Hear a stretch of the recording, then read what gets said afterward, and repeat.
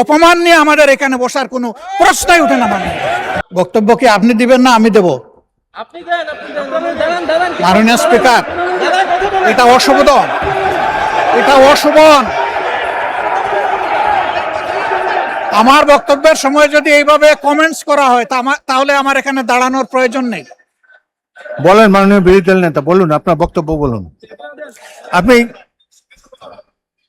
মাননীয় স্পিকার, আমি সম্মানিত সংসদ সদস্য এবং স্বরাষ্ট্র মন্ত্রীর প্রতি সম্মান রেখে বলতে চাই, আজকে নতুন করে তিনি এই শব্দগুলো উচ্চারণ করেন নাই। সংসদ অধিবেশন যেদিন থেকে বসা শুরু হয়েছে সেদিন থেকেই তিনি তুচ্ছ তাচ্ছিল্য করে সবাইকে বক্তব্য। উনি নিজেকে কি মনে করেন আমি বুঝতে পারি না। এমনকি তিনি সেই দুঃসাহস এখানে দাঁড়িয়ে তিনি দেখিয়েছেন, তিনি বলেছেন যে এই সংসদে তিনি শিক্ষকের ভূমিকা পালন করবেন।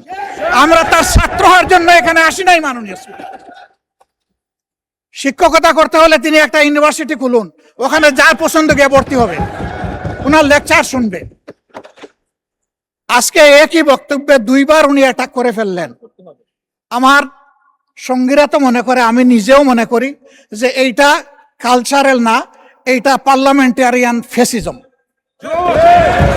এটা হওয়া উচিত না।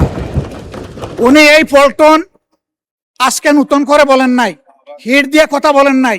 আজকে আমি সুস্পষ্টভাবে দায়িত্ব নিয়ে বলছি, এই পার্লামেন্টের সৌন্দর্য বিধানের জন্য উনাকে দুঃখ প্রকাশ করতে হবে এবং উনার বক্তব্য সংসদের এই কার্যপ্রণালী থেকে এক্সপাঞ্জ করতে হবে।